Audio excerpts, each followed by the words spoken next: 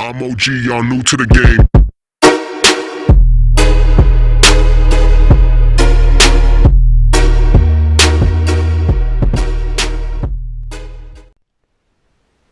What up, guys?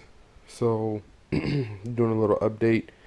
I've been pretty busy with school and everything, so and because of this other idea I had, kind of set back the car a little bit. But so for starters, as you can see, I'm going ahead. I'm gonna wire up the master cylinder, and that is the boost. It's basically almost like a boost actuator. Kind of like the diverter valve for a not diverter valve. I'm sorry. It's like a boost actuator for the wastegate for the turbo, and it runs off the vacuum pump. So I got a new vacuum pump from the junkyard, so this will be gone here soon. But anyway, so I'm routing the wires through that little grommet into the dash. I'm gonna wrap them up real nice so you can't really see. And the actual valve, this piece is gonna sit like right here, basically bolted up, and then the vacuum lines are gonna run down where they need to go. But what took the longest was I had the harness running through the actual through the firewall like it's supposed to, and I really didn't like the way it looked. So what we did was we extended the harness. So here it is right here, coming out the side. It's gonna run up and over, and got to finish wrapping it and stuff. It's gonna run right here across this part, and it's gonna be, you know, mounted to this, come up the actual center of the motor mount, and you can see they're gonna run through the loom that was already here, and then the plugs are gonna plug up, split off to where they go. So it's gonna keep the engine bay looking clean.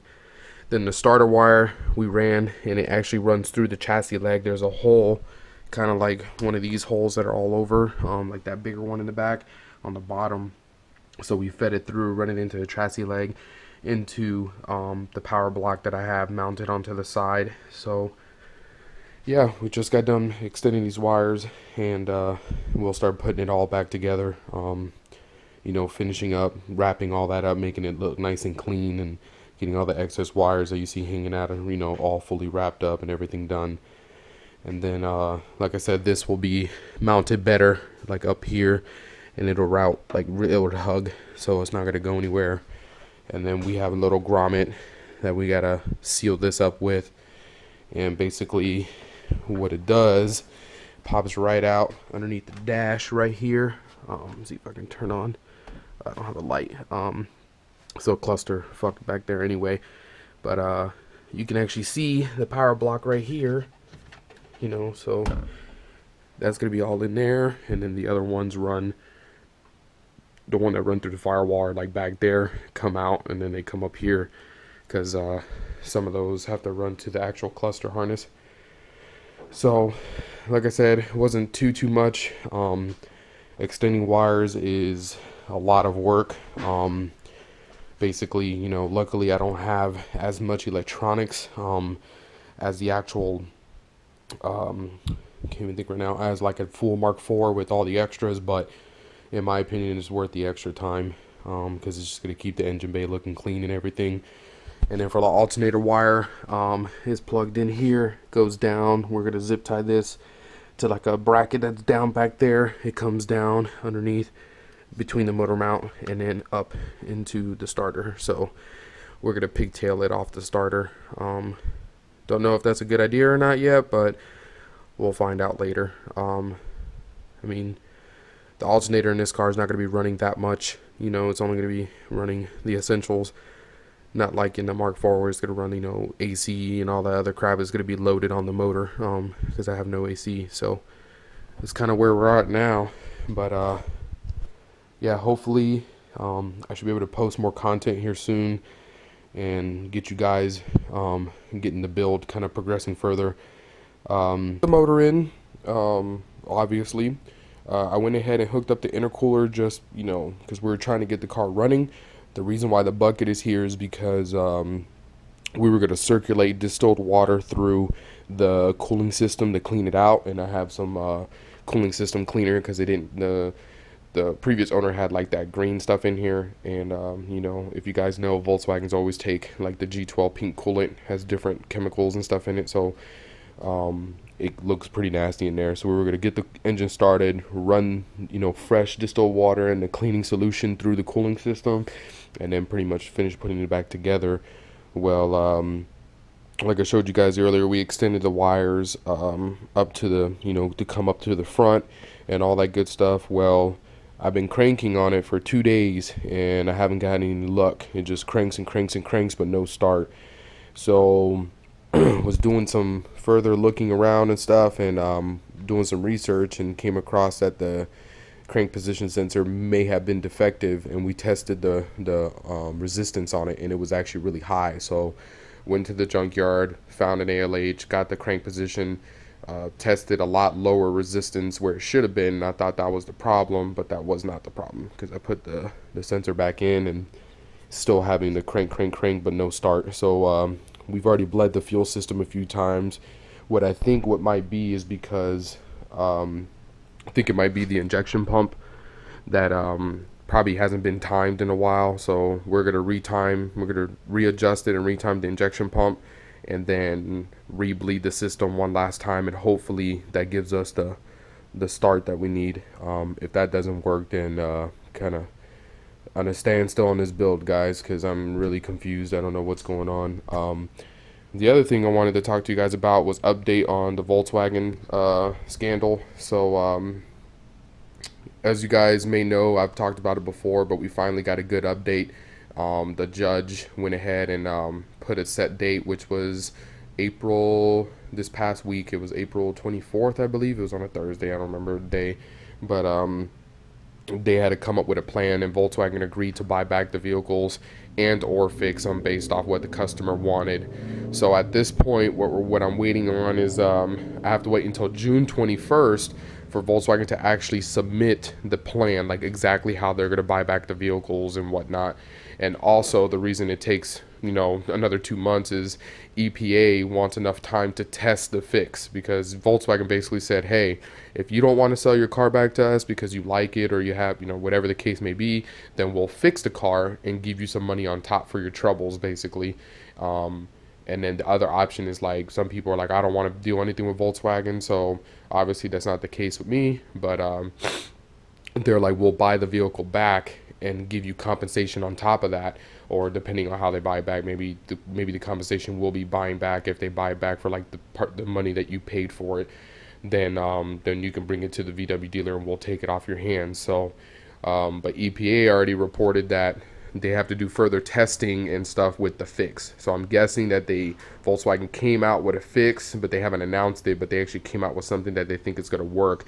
And I'm sure they have like tester vehicles that they've given to EPA, so EPA can actually test and put a lot of miles on these vehicles when they have those little mileage dynos where it just runs the car nonstop, and they want to see if it's actually a permanent fix or if it's just like some kind of band-aid or something that's not going to work. So basically I got another 2 months, guys, before any new car content starts to come up when it comes to like the newer vehicles, because I know I've told you guys that I was looking at a new car, and you know, main reason I'm getting rid of both of my cars because value loss is so high, and I'd rather just get rid of them and get the money. And even if I buy another Volkswagen, which I probably will right after, I buy one for current value. You know, like for example, my wife's Passat is an SEL Premium that you guys seen some videos on for brake jobs and stuff like that. That car originally was almost $40,000, like mid to high 30s, brand new, and I've seen some online right now for sale for, you know, around anywhere between $15,000 and like $17,000, and they have like lower mileage than my wife's car. They have like, you know, 35, 40K. So I'd rather sell both cars, and if we decide just to get another Passat or whatever we decide to do, then I'll get finance for 15K instead of trying to, you know, bring my value down, because, you know, I still owe more than that for, you know, compared to what they're selling for. So I'd rather get that upside down gone and then do it. So I wanted to show you guys the inside real quick. There's nothing special, but as you can see, there goes the Mark IV cluster, and I'll actually show you guys since the battery's still connected. So basically I have it set up so I can use the Mark IV cluster. So key on, all the lights work. I do have to ground out the airbag, the ABS light, and that's it. Everything else will be actually functional. Like when I turn it off, like the fuel level is actually working. But like if I actually turn it back on, if you guys look at the coolant light, coolant level light, oil pressure, oil light, all those go out like they're supposed to. But this one right here, if I remember correctly, is the brake pad sensor. So I got to ground that out, just set it to a ground so it doesn't stay on. The airbag, and the ABS light. So all of those will get put onto like a ground bolt so that they stay off so they're not on. But yeah, I got power. I got clicking. Like if you guys hear that, I don't know if you can hear that click over there in the engine bay. Sorry, it's a loud beep. But that click is actually from the ejection pump clicking. So I know I'm getting power to it. I know it's doing what it's supposed to. It's just, to me, I think it's not firing. Like for some reason, it's not actually firing the injectors and actually going through the process unless I have too much air in the system. But I've bled it so much that I have no idea. But yeah, that's where we're at. We're pretty close, guys. Like I said, just bear with me with school and everything. It's kind of, so. And if you're wondering about the intercooler piping, I didn't have any more straights, so I had to use like double elbows here. But this is the general design of what I'm going for. This intercooler is going to be facing this way. It's going to be like, like on its side. And then so the piping is going to have to come like down and up or something. I haven't figured it out yet. Or I may flip it this way so that this piece is actually facing up, so this can go straight down and connect.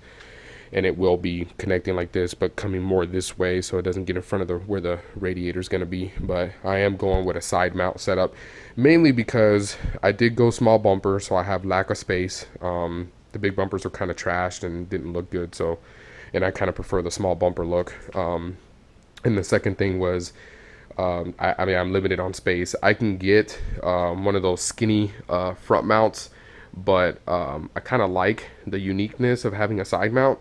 So what I'm going to do is be drilling, installing like some kind of vent or scoop right there. But more than likely it'll be a vent, because the way air is going to flow in with pressure, automatically air is going to go from, high pressure to low pressure. So as soon as air is flowing through, it has nowhere to go, so it's going to get sucked out the vent. So air is going to just flow over the intercooler naturally. And because I'm not pushing a lot of power, heat soak shouldn't be an issue. But I know some guys that are running Evos with side mounts with just a vent, because Evos have vents already in them, from the factory, and they push way more power than this car is ever going to see, and they don't have any type of heat soak issues even here in Texas. So I'm not concerned about that design not working, so it should work just fine. But yeah, just giving you guys a little update. I know it's been a little while. And hopefully I'll see you guys in the next video. Later. Hold on to me.